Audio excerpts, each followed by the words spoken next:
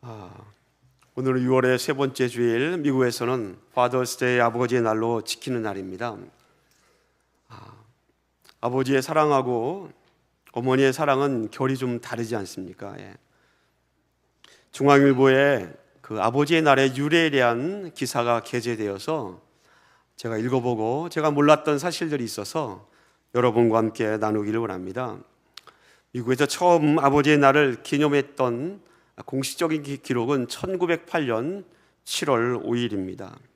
웨스트 버지니아에 있는 페어몬트에서 아버지의 날을 기념했다라는 기록이 있습니다. 사실 이 기록이 있었던 이 아버지의 날을 1908년도에 7월 5일 날 지켰던 그 이후의 배경에 보면 슬픈 사연이 있습니다. 워싱턴 DC에서 서쪽으로 230마일 정도 가면 거기에 모논가라는 마을이 있습니다. 이 모논가에 광산이 있습니다. 1907년도 그해 겨울에 이 모논가 광산이 폭발이 일어납니다. 그래서 미국 역대 최고의 가장 많은 희생자가 발생한 광산 사고입니다. 총 362명의 광부들이 사망한 사건입니다. 살펴보니 그 대부분의 사람들이 다 한 가정의 아버지들이었습니다. 한 달, 두 달 세월이 흘러도 그 슬픔이 가시지가 않았습니다. 그래서 당시에 연합감리교회에서 이 아버지들을 추모하기 위해서 아버지의 날을 지킵시다 라고 그렇게 건의를 합니다. 그래서 1908년도 7월 5일 날 이 버지니아에 있는 웨스트 버지니아의 페어몬트에서 아버지의 날 행사를 갖게 됩니다. 그때 아버지의 날은 362명의 광부들을 위해서 그들을 기리고 추모하는 마음으로 드려진 아버지의 날 예배였습니다. 아버지의 날이 차츰차츰 알려지기 시작하자 1909년도에 스테이트 워싱턴에 있는 소노라 스마트 더드라는 이 사람이 자기 교회 담임 목사님 앞에 건의합니다. 우리 교회에서도 아버지의 날을 예배로 드립시다. 그래서 이 워싱턴 주에 있는 이 교회에서 6월 세 번째 주일에 아버지의 날 행사를 하나님 앞에 예배로 드리게 됩니다. 이 소노라 씨는 거기서 멈추지 않고 이거 정말로 중요한 일이다 라고 생각해서 워싱턴 주에도 건의를 하고 캠페인 활동을 벌입니다. 결국 워싱턴 주에서 매년이죠. 매년 6월 세 번째 주에 아버지의 날로 지키기로 주의 법에서 정하게 됩니다.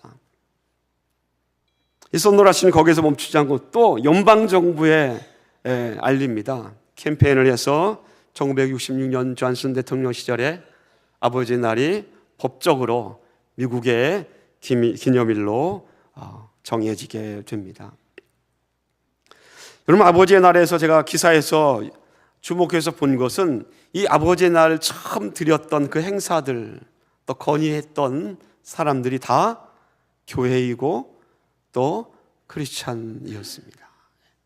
그렇게 본다면 아버지의 날에 첫 단추를 끼웠던 사람들은 하나님을 믿는 성도들이었다라는 것을 제가 유래를 보고 그렇구나 라는 생각이 들었습니다.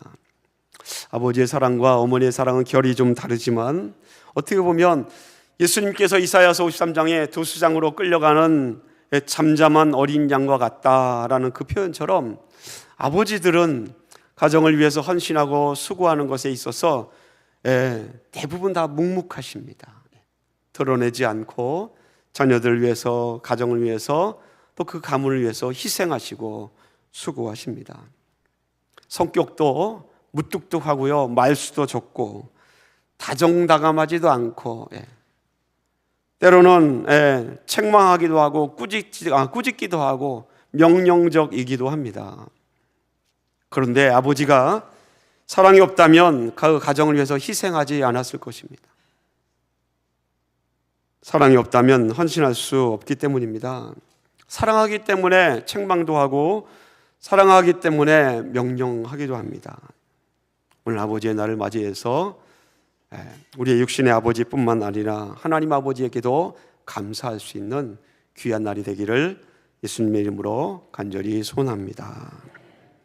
아버지의 사랑이나 어머니의 사랑, 다 부모님 안에는 사랑이라는 것이 있습니다.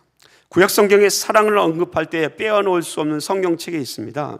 여러분, 사랑에 대해서 가장 많이 언급한 성경책이 있다면 어떤 성경입니까?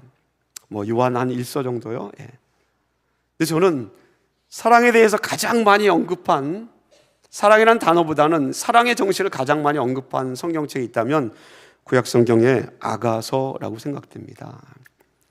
사실 이 아가서는 성경 설교할 때는 많이 인용되지는 않습니다. 그런데 아름다운 노래라는 뜻을 갖고 있는 이 아가서는 솔로몬의 그 지혜의 왕 솔로몬과 술람미 여인의 사랑을 영적으로 볼 때는 하나님과 이스라엘 백성들 사이에 사랑으로 잘 표현한 그런 성경책으로 인정받고 있습니다. 이 아가서에 사랑이란 어떤 것인가 라고 물었다면 그 사랑의 이 물음에 대해서 사랑이란 뜨거운 불과 같다라는 성경 구절이 나옵니다. 바로 아가서 8장 6절로 7절의 말씀입니다. 이렇게 기록되어 있습니다. 우리 한번 다 같이 한번 읽겠습니다. 사랑은 죽음같이 강하고 불길같이 일어나니 그 기세가 여호와의 불과 같으니라. 많은 물도 이 사랑을 끄지 못하겠고 홍수라도 삼키지 못하리라. 사랑이 뭐와 같다고요? 죽음같이 강하다. 정말 그런 것 같습니다. 사랑 때문에 그래서 어떤 사람들은 목숨을 내어놓기도 합니다. 자녀가 물에 빠졌을 때에 그 허우적거리는 자녀를 바라보면서 수영을 못하는 부모가 가만히 있는 부모는 거의 없습니다. 수영을 못하더라도 물에 빠진 자녀를 구하기 위해서 부모는 물속에 뛰어듭니다. 수영을 못하는 부모라면 물속에 뛰어들면 같이 죽는 것입니다. 그런데 부모는 물불을 가리지 않죠. 그게 사랑입니다. 하나님께서도 그러셨습니다. 우리가 거센 죄라는 그 물속에 빠져 있을 때에 우리를 건져 주시기 위해서 사랑하는 독생자 예수님을 이 땅에 보내주셔서 우리를 건지시고 예수님은 죽으시지 않으셨습니까? 그렇기 때문에 사랑은 죽음과 같다라고 아가서에 기록하고 있지만 사랑은 예수님의 모습을 볼 때에 사랑은 죽음보다 강하다라고 말씀드릴 수 있습니다. 오늘 아가서 이 8장에 보면 사랑의 기세가 얼마나 등등한지 그 사랑을 여호와의 불이라고 표현하고 있습니다. 그 불이 꺼지지 않는 불입니다. 물을 부어도 꺼질 수 없고요, 홍수가 덮친다 할지라도 그 불을 끌 수 없는 여호와의 불, 영원히 꺼지지 않는 불, 그것이 바로 하나님이 우리에게 말씀하신 하나님의 사랑, 참 사랑입니다. 사랑하는 성도 여러분, 매튜 레드맨은 이 아가서 8장 6절과 7절 말씀을 통해서 하나님께 예배하는 것, 하나님께 예배한다는 것은 영과 진리로 예배하는 자는 아무리 짓눌러고 억눌러도 예배하기 위해서 또 일어서고 일어서는 사람이라고 표현합니다. 그래서 이 아가서 8장의 7절에 기록되어 있는 것처럼 홍수도 삼키지 못한다라는 단어, cannot unquench love라는 이 단어를 갖고 아무리 짓눌러도 예배를 위해서 하나님을 향해서 계속 일어서고 일어서는 이 예배자를 억누를 수 없는 예배자라고 레드맨은 표현했습니다. 그 가슴속 깊이에 여호와의 불이 있습니다. 뜨거운 불이 있어서 이 사랑이 식지 않는다라는 것입니다. 신약성경에도 보면 이 여호와의 불을 간직하였기 때문에 꺼지지 않는 사랑의 불을 갖고 있는 그러한 사람들이 등장합니다. 오늘 우리가 함께 읽었던 사도행전 16장에 등장하는 바울과 실라입니다. 바울과 실라는 사도행전 15장에 처음 만나게 됩니다. 사도행전 15장에 보면 사도 바울이 1차 선교 여행을 마치고 나서 돌아왔습니다. 그런데 안디옥 교회에 문제가 생깁니다. 그 문제라는 것은요, 사도행전 15장 1절에 보면 어떤 사람들이 모세의 법대로 할례를 받지 아니하면 구원을 받지 못한다라고 가리킨 것입니다. 그래서 안디옥 교회가 두 파로 나눠지는 겁니다. 바울과 바나바처럼 믿음으로 구원을 얻는다라고 말하는 사람이 있는가 하면 모세의 율법처럼 할례를 받아야 구원을 얻는다라고 이 가르침을 따는 사람이 있다는 것입니다. 바울과 바나바와 그들이 서로 변론하고 다툽니다. 그런데 해결이 안 됩니다. 그래서 안디옥 교회가 바울과 바나바를 예루살렘 교회로 보냅니다. 이 문제를 해결할 수 있도록 예루살렘에서 답을 좀 찾아오라라는 것입니다. 그래서 사도행전 15장에 예루살렘에서 회의가 열립니다. 바울과 바나바와 사도들과 장로들이 모여서 바로 이방인들에게 복음을 전할 수 있는가, 그들에게 율법의 멍에를 매게 해야 하는가 마는가, 이 문제 갖고 심각하게 토론합니다.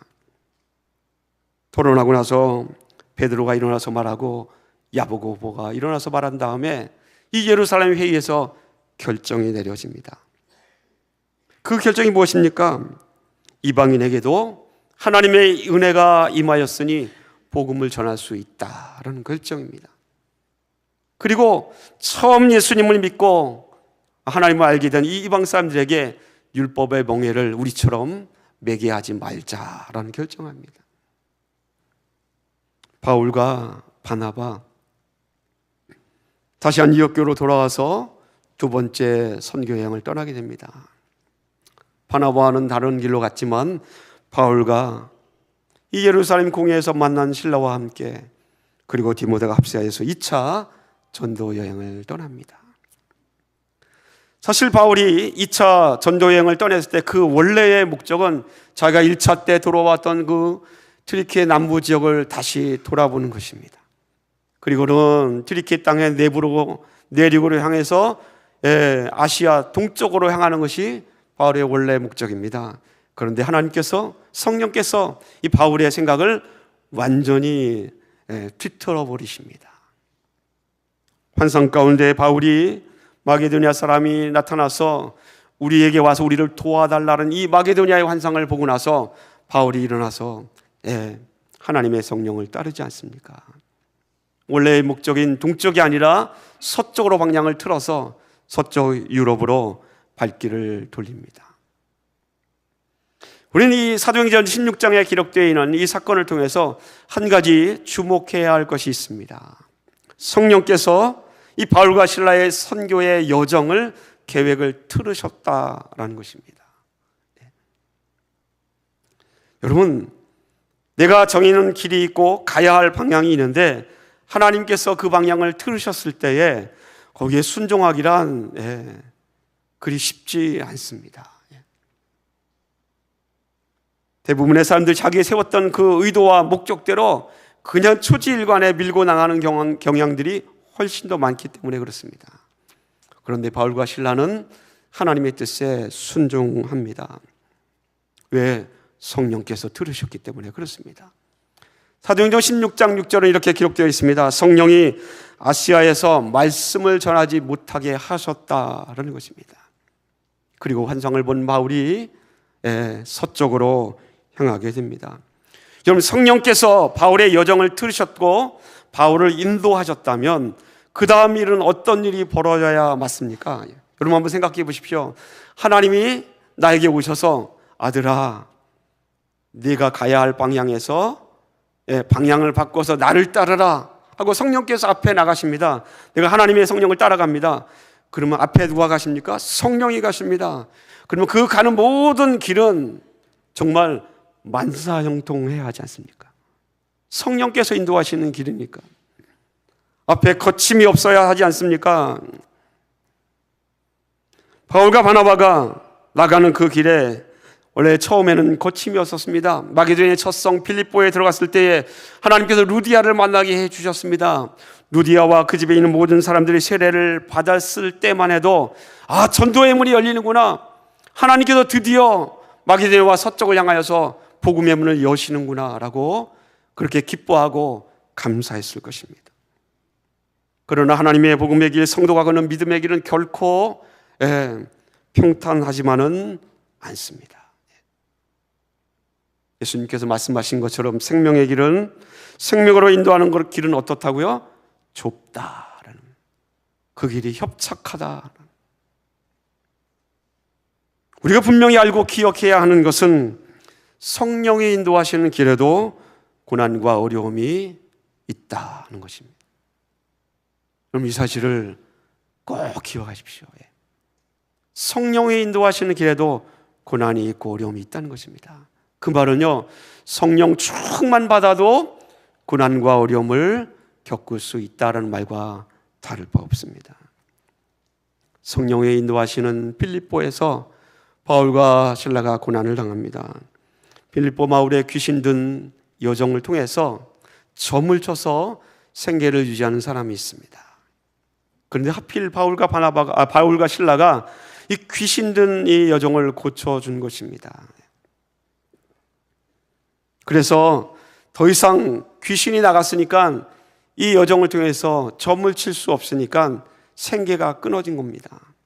그래서 이 주인이 화가 나서 바울과 실라를 신고해 버립니다. 그래서 어떻게 됩니까? 바울과 실라가 흠씬 두들겨 맞고는 움직이지 못하도록 발이 묶여서 깊은 감옥에 갇히게 됩니다. 여기서 두 번째 우리가 생각해야 할 것이 있습니다. 바울과 바나바의 현재의 상태입니다. 지금 바울과 바나가 두들겨 맞고 감옥에 갇혀 있습니다. 어떤 상태이겠습니까? 빌립보 사람들이 말하기를 우리 로마 사람이 우리가 도저히 받아들일 수 없는 말을 저들이 전했다라고 기록하고 있습니다. 그렇게 말한다면 이 바울과 실라를 신고한 사람이 누굽니까? 로마의 사람들입니다. 그러면 로마의 법에 의해서 바울과 실라를 때렸을 것입니다. 로마의 태형은 우리나라 옛날 조선시대처럼 곤장으로 맞는 장형이 있고 채찍으로 맞는 채찍형이 있습니다. 그러나 장여로 맞던 채찍형으로 맞던 결과는 거의 비슷합니다. 두들겨 맞았으니 숨만 겨우 붙어 있을 정도로 몸을 가누기 힘들었을 것입니다. 여기저기에 피멍이 들고 살이 터진 곳에서 피가 터져 나왔을 것입니다. 그런 상태로 감옥에 버려져 갇힌 것입니다. 그런데 성경은 어떻게 기록하고 있습니까? 이런 상태에서 바울과 실라가 무엇을 했다고 기록합니까? 무엇을 했습니까? 성가대? 뭐죠? 찬양. 찬양을 했습니다. 그런 상태에서 찬양을 했다는 것입니다. 저는 도저히 믿겨지지가 않습니다. 육신이 만신창이가 되었는데도 찬양을 하다니 어떻게 그럴 수 있을까? 제가 아파 보니까요, 감기 몸살이 왔는데 입에서 나오는 건 찬양이 아니더라고요. 그냥 아이고 찬양이 안 나옵니다. 그런데 온몸이 만신창이로 찢어진 그 상태에서 찬양을 했습니다. 차가운 지중해 밤 공기, 새벽이면 축축하게 습기가 올라옵니다. 그 빌립보의 감옥에서 지친 몸을 일으켜서 하나님을 찬양합니다. 25절에 보니까 이렇게 기록되어 있습니다. 그 찬양 소리를 죄수들이 들었다라고 기록합니다. 빌립보 감옥에 유적지가 있는데 그 한 사람, 몇 사람이 같이 있을 수 있는 감옥은 작습니다. 그 옆에 담을 두고 또 다른 감옥에 이렇게 있습니다. 그렇게 본다면 이 바울과 실라가 찬양을 할 때에 그냥 작은 목소리로 찬양하는 것이 아닙니다. 벽을 뚫고 옆 사람이 들을 수 있을 정도로 찬양했다고 한다면 이건 큰 소리로 찬양해야 하지 않겠습니까? 그냥 하나님을 몸이 아픈 상태에서 그냥 간신히 그냥 입술에서만 읊조리로만큼 찬양한 것이 아니라 옆 사람이 들을 수 있게 크게 찬송한 것입니다. 어떻게 이럴 수 있습니까? 어떻게 이런 상태에서, 어떻게 이런 상황에서 그렇게 하나님을 찬양할 수 있었겠습니까? 결론은 분명합니다. 그들이 하나님을 향한 사랑, 아가서에서 말하고 있는 것처럼 여호와의 불을 품었기 때문입니다. 꺼지지 않는 여호와의 불, 하나님의 사랑을 품었기 때문에 그렇게 할 수 있지 않았을까? 그것밖에는 답이 없더라고요. 여러분, 하나님을 찬양한다는 것은 예배하는 것입니다. 왜냐하면 찬송 중에 거하시는 하나님을 만나는 자리이기 때문에 예배입니다. 시편 23편은 기록하기를 하나님에 대해서 이렇게 기록하고 있습니다. 하나님은 찬송 중에 계시는 주라고 시편 22편 3절은 기록하고 있습니다. 하나님은 찬송 중에 계신다라는 것입니다. 그러면 바울과 실라가 찬양했을 때에 그 찬양의 자리에 하나님을 초청하고 있는 것입니다. 하나님 이곳에 오시옵소서. 그렇게 본다면 찬양은 하나님을 이 자리에 초청하고 하나님의 인재를 기대하는 가장 드라마틱하고 결정적인 예배의 방법이요, 예배의 수단이기요, 하나님이 기뻐하시는 것이 찬양입니다. 바울과 실라는 그런 상태에서 그 어둡고 축축한 빌립보의 감옥에서 하나님을 그렇게 찬양했습니다. 그 안에 불이 있습니다. 어떤 것으로도 끌 수 없는 뜨거운 불이 있기 때문에 육체의 한계를 뛰어넘어서 하나님을 찾고 하나님께 예배할 수 있었던 것입니다. 여기서 마지막 세 번째로 우리가 생각할 것이 있습니다. 바로 찬양 이후에 어떤 결과가 있는 것은 기대하지 않는 것입니다. 여러분, 물론 어려운 상황에서 바울과 실라가 찬양했더니 하나님께서 주신 결과는 놀라웠습니다. 감옥문이 열렸습니다. 뿐만이 아니라 더 놀라운 결과는 감옥을 지키는 이 간수장이 그와 뿐만 아니라 그의 집안 모든 사람이 복음을 받아들이고 세례를 받고 구원을 얻습니다. 오늘 성경 말씀 사도행전 16장 33절과 34절은 이렇게 기록되어 있습니다. 그 밤 그 시각에 간수가 그들을 데려다가 그 맞은 자리를 씻어주고 자기와 그 온 가족이 다 세례를 받은 후 그들을 데리고 자기 집에 올라가서 음식을 차려주고 그와 온 집안이 하나님을 믿음으로 크게 기뻐하였다라고 기록하고 있습니다. 찬양의 결과입니다. 그런데 찬양의 결과, 하나님께 역사해 주신 그러한 결과이지만 사도 바울과 이 실라가 찬양했을 때 이런 결과를 기대하고 하나님께 찬양한 것은 분명히 아니라는 점입니다. 결과를 기대하지 않고 하나님을 찬송했습니다. 그냥 하나님께 찬양하고 그 찬양의 예배를 드리는 것, 그것으로 만족했다는 것입니다. 그렇게 본다면 바울과 실라는 감옥문이 열리지 않았어도 하나님을 찬송했을 것입니다. 하나님께서 역사하셔서 이 간수장 예수를 믿는 구원의 역사가 벌어지지 않았어도 하나님을 찬양했었을 것입니다. 여러분, 하나님을 찬양하고 예배하는 자, 그 예배의 결과는 기대하지 않습니다. 여러분, 예배를 어떻게 생각합니까? 예배는 결과를 기대하는 자리가 아니라 하나님을 만나는 자리입니다. 하나님께서 찬양을 드리는 이 자리에 오시는 것만으로도 그것만으로 충분하고 족합니다. 결과는 하나님께 주신 은혜일 뿐입니다. 은혜란 우리가 값없이 하나님이 우리에게 주시는 것이다 라고 우리가 말하고 있지 않습니까? 그런데 우리는 하나님 앞에 나오면서 결과를 기대합니다. 이렇게 예배를 드리고 이렇게 하나님 앞에 찬양을 드리고 이렇게 하나님 앞에 정성껏 예배를 드리면 하나님이 우리에게 무엇을 주실 것이다 라고 기대한다는 것입니다. 여러분, 하나님께서 우리에게 복을 주시고 건강을 주시고 무언가를 주시는 것을 은혜로 주신다라고 우리가 믿는다면 그 은혜로 주신다는 그 모든 것들은 하나님이 주셔도 되고 안 주셔도 되는 것들입니다. 그런데 우리는 내가 찬양했기 때문에, 내가 예배를 드렸기 때문에, 내가 하나님 앞에 이렇게 헌신하여 그 예배의 자리에 사모했기 때문에 하나님 내게 은혜를 주셔야 합니다. 하나님 나에게 건강을 주셔야 합니다. 하나님 내게 복을 주셔야 합니다 라고 그렇게 당연하듯이 얘기한다면, 생각한다면 그것은 뭔가 잘못되지 않았나라는 생각을 해보게 됩니다. 여러분, 은혜를 주신다라는 것은 그 은혜를 주시는 결정권자에게 다 달려 있습니다.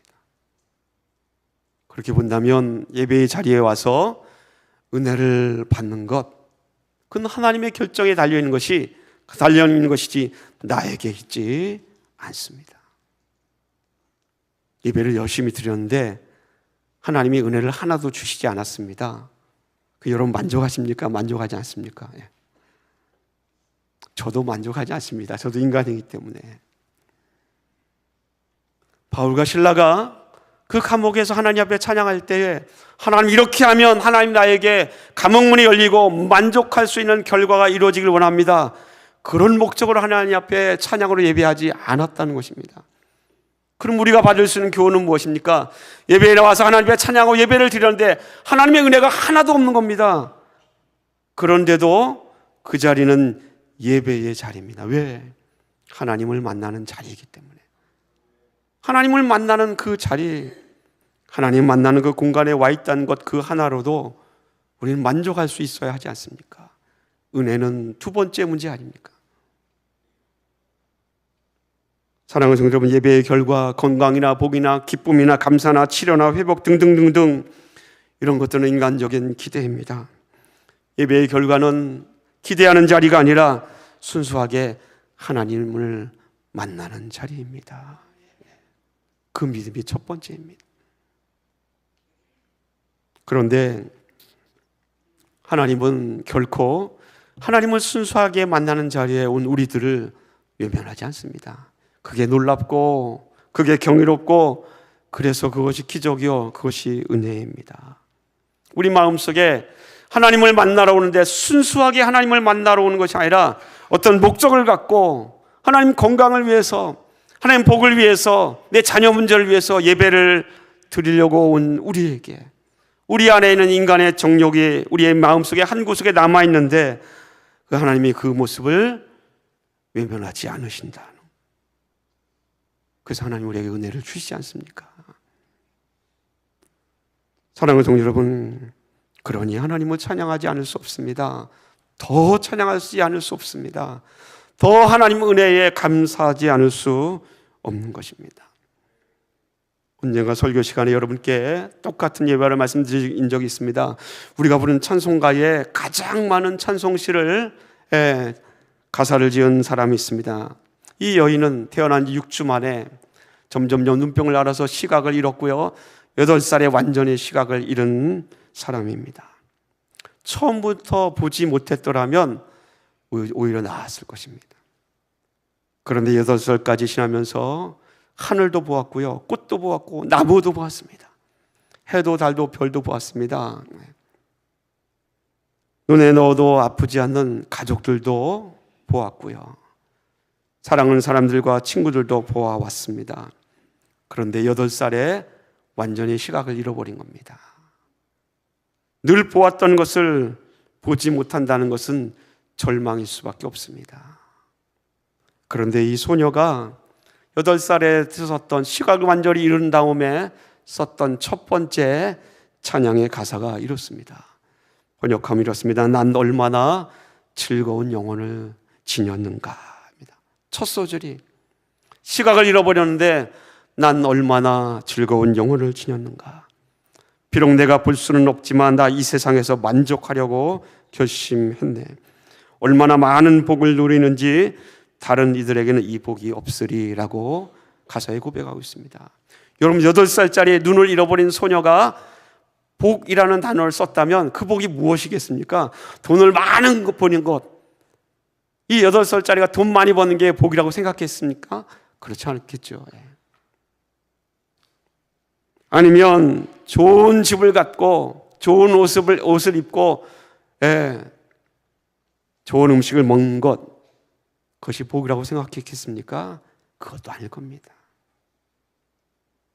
그런데 많은 복을 누린다라고 얘기합니다. 세상은 알지 못하는 복을 자신은 누린다라고 고백하고 있습니다. 그렇다면 이 8살짜리가 누리는 복은 분명합니다.